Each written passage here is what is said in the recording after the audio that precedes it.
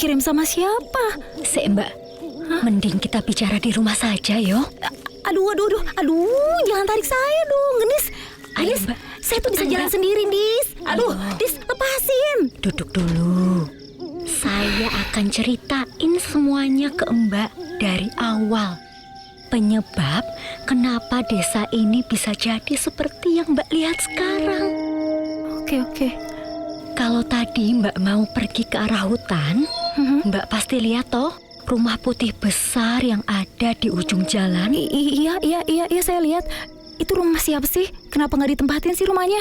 Itu iku yo, Hah? rumah keluarga terkutuk. Hah? Dia iku penyebab dari semua ini. Tunggu. Rumah terkutuk? Iyo Mbak, saya tak ceritain yo. Iya. Iku rumahnya Tuan Bara. Pemilik rumah itu adalah orang paling kaya di sini. Oh. Bisnis batiknya turun-temurun. Kabarnya Tuan Bara iku makin serakah, Mbak.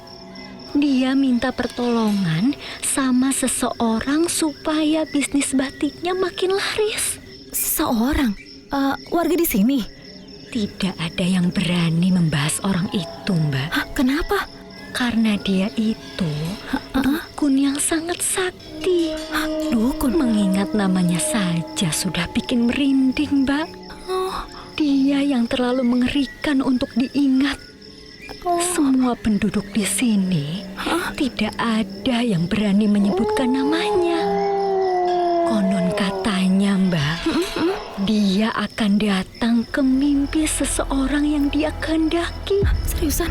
Dan orang itu akan ketakutan seumur hidupnya karena didatangi oleh dukun itu. Serius, Gendis? Iya, Mbak. Desa kami itu dulu subur dan makmur.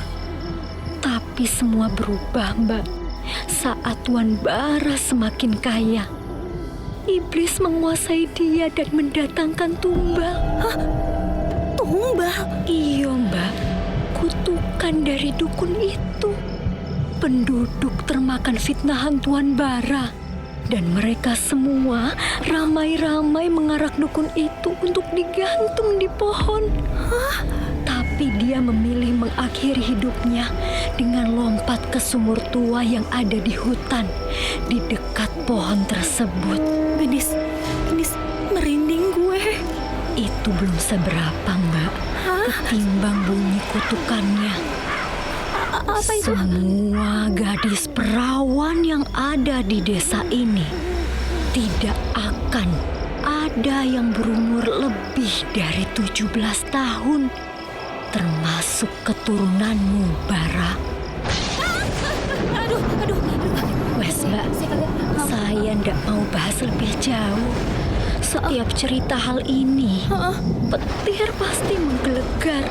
Seakan langit iku marah, Mbak. Ndak rela dengan kematian dia. Dan jika dihitung, Mbak, keturunan Tuan Bara tahun ini juga berumur 17 tahun. Ibu! Tenang, Mbak. Ndak opo-opo, mungkin penduduk sini. Aku takut, Gendis. Maaf, saya diminta Pak Kades buat bilang kalau temannya Mbak itu sudah ketemu. Seriusan, Mas? Iya, Mbak, pingsan di pinggir sungai. Sekarang ini lagi dalam perjalanan menuju kemari, Mbak. Tunggu. Iya. Kok bisa ada di pinggiran sungai? Pasti ada roh yang manggil dia.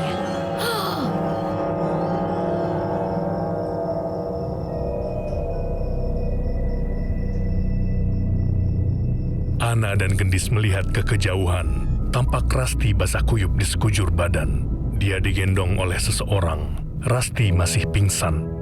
Sarwono sang kades juga berjalan di samping orang itu dengan senyum ramahnya. Namun Ana sangat syok. Melihat orang yang menggendong Rasti, tak lain adalah Pak Tua yang mau membunuh mereka saat di hutan semalam.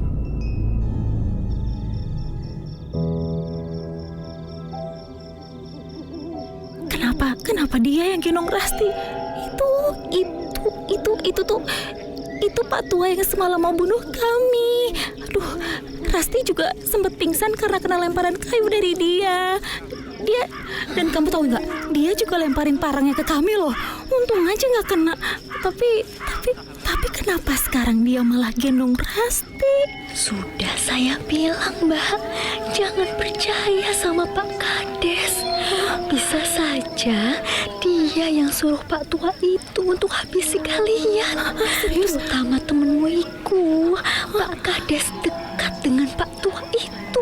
Tapi kenapa? Umurnya 17 tahun.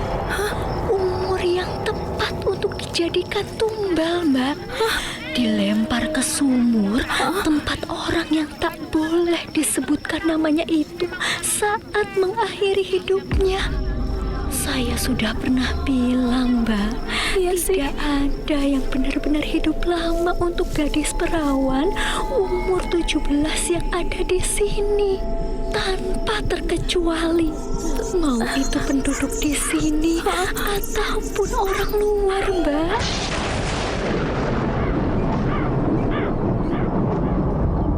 Ana makin syok, makin cemas sama nasib Rasti. Petir terus menggelegar, tampak akan segera turun hujan. Pak Tua berjalan, menggendong Rasti yang pingsan sambil terus menatap tajam Ana. Ana ketakutan, nafasnya tercekat. Suasana sunyi mencekam, membuat Ana merasa bisa mendengar degup jantungnya sendiri. Pak Tua dan Sarwono terus jalan mendekat. Pak Tua itu menatap tajam Ana tanpa berkedip.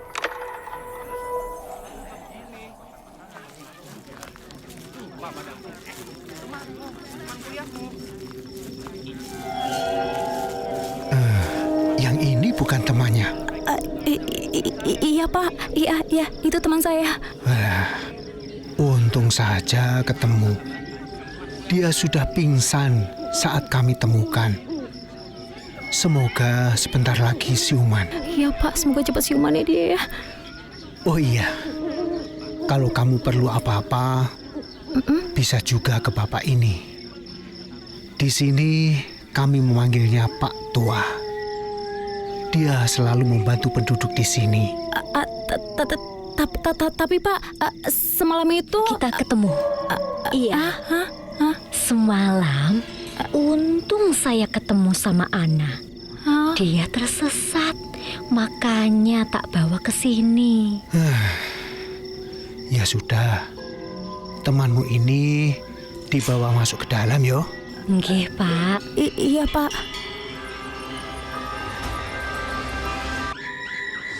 Sarwono tersenyum lebar ke Ana dengan matanya yang melotot. Raut wajahnya yang dingin membuat Ana semakin takut. Apalagi Pak Tua yang berdiri di belakang Sarwono tampak terus melihat Ana tanpa berkedip dan tak ada senyum sedikit pun.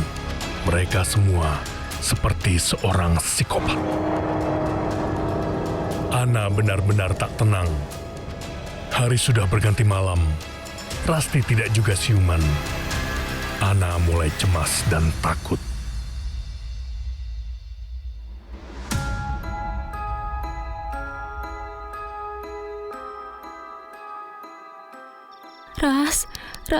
Rasti, please bangun Rasti, lu denger suara gue gak sih Gimana ini? Udah berjam-jam masih gak bangun juga. Iki Mbak, balurin Iki dulu di leher dan hidungnya. Minyak rempah, semoga dia bangun. Makasih Dia ya. nggak boleh mati. Iya.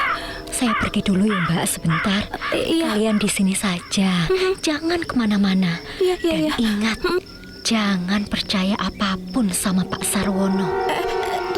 Tunggu dulu sebentar.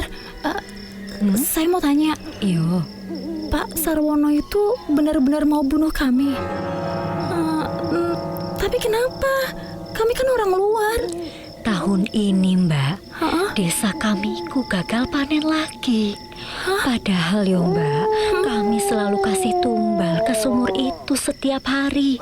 Semua rumah sudah kehabisan makanan Mbak.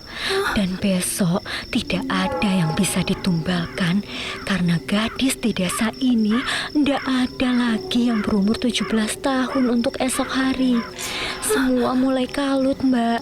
Kalau tidak ada yang ditumbalin, maka bencana dahsyat akan menimpa mereka. Jadi, teman Mbak inilah yang berikutnya. Makanya Mbak, jangan kemana-mana yo. Walaupun Mbak masih aman karena belum berumur 17 tahun. Iya. Kenapa gue selalu merinding ya tiap Gendis ngomong? Dan waktu Rasti bilang kalau umurnya 17 tahun, nggak lama Rasti menghilang. Apa jangan-jangan Gendis itu mata-matanya Pak Kades? Pasti itu dia. Dia sengaja ngecoh dengan sok ngasih tahu secara tersirat kalau dia bukan di pihak Pak Kades itu, biar kita nggak kabur. Omongan Gendis itu juga nggak konsisten. Katanya Pak Tua itu nggak waras. Tapi kenapa sekarang bilangnya Pak Tua itu dekat sama Pak Kades? Ras, ayo dong Ras, bangun. Kita harus pergi dari sini, Ras. Gue nggak bisa gendong elu. Yang ada nanti kita malah ketangkep. Ras, please bangun, Ras. Rasti. Gimana ini? Ana semakin panik, merasa nyawa mereka benar-benar di ujung tanduk. Ditambah lagi, Rasti tak kunjung siuman. Ana bingung harus melakukan apa dan mulai dari mana. Dia merasa semua warga seakan menginginkan kematian mereka. Ana terus saja berpikir, gusar. Hingga akhirnya, dia memutuskan berlari mengikuti Gendis untuk mencari tahu apakah Gendis juga kerjasama dengan Sarwono atau tidak. Ana berharap kecurigaannya sama Gendis tidak benar. Setidaknya ada satu orang penduduk di sini yang bisa dia percaya.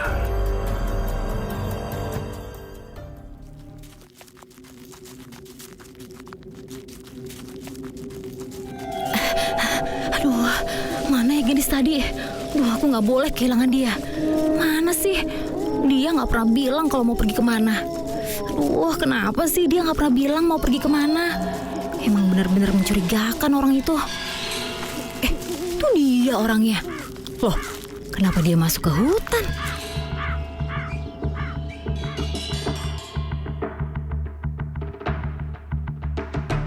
Ana terus berjalan diam-diam mengikuti Gendis yang masuk ke dalam hutan. Dia menjaga jarak yang cukup jauh agar Gendis tidak melihat Ana. Ana cemas sekaligus penasaran. Dia juga berharap dengan mengikuti Gendis seperti ini, dia bisa tahu bagaimana cara keluar dari desa terkutuk itu. Ana pun menandai pohon-pohon yang dilewatinya menggunakan lipstik yang dia bawa agar dia tak tersesat untuk kembali ke tempat Rasti.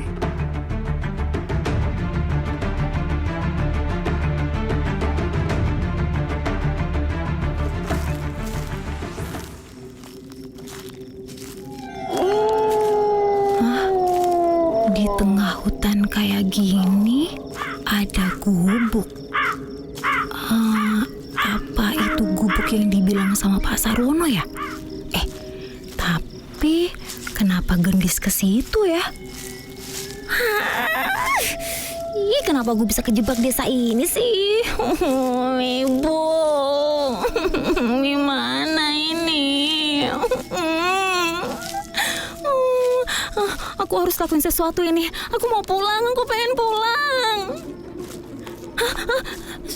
Suara itu lagi. Suaranya dari gubuk itu. Itu makhluk itu. Kenapa berdiri dekat rumah itu? Sial. Kenapa aku harus kesini sih? Aduh. Semoga makhluk-makhluk itu nggak ngikutin. Kenapa makhluk itu bisa di situ? Makin banyak lagi. Pergi kalian, pergi.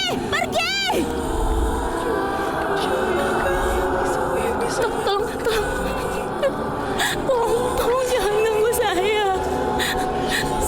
Tolong jangan ganggu saya. Saya nggak ada maksud jahat. Please. Please, jangan ganggu saya. Jauh-jauh kalian. Tolong jangan ganggu saya.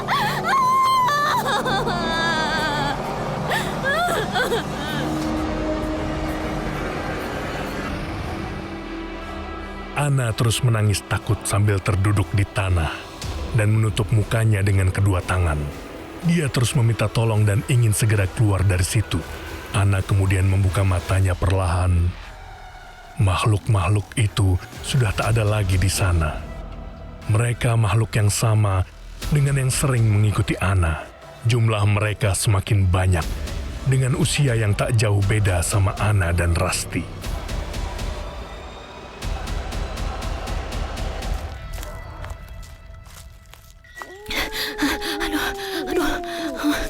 Desa ini benar-benar mengerikan. Aduh, ke arah mana ini ya? Mana tandanya? Kenapa nggak ada satupun tanda di pohon-pohon ini sih? Tadi bukannya benar-benar ada? Atau jangan-jangan aku salah jalan?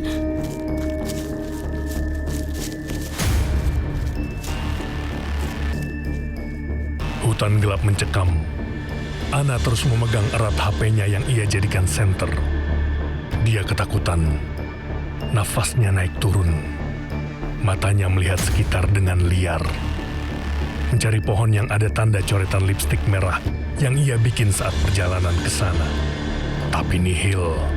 Tak ada satupun tanda itu. Ana terus berjalan ke sana kemari dengan kalut. Dia bingung bagaimana caranya kembali ke rumah Gendis dan mengajak Rasti pergi dari situ. Hingga tiba-tiba saat ia menoleh ke samping, Pak Tua sudah berdiri di situ dengan tatapan dingin dan tajam.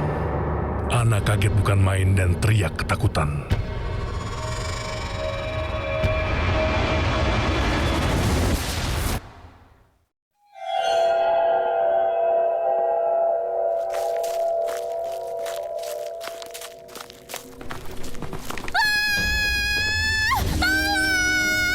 Jangan lari!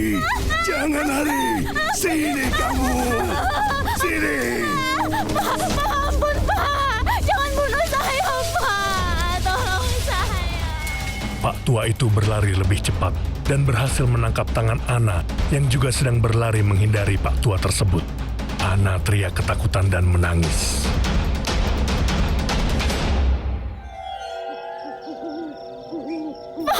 Ampun, Pak! Jangan bunuh saya, Pak! Tolong saya! Habisi dulu temanmu Saya bukan orang jahat, Pak! Dia iblis. Dengan begitu, kamu bisa keluar dari sini. Saya nggak akan ganggu desa ini, Pak! Saya mau pulang! Saya cuma mau pulang!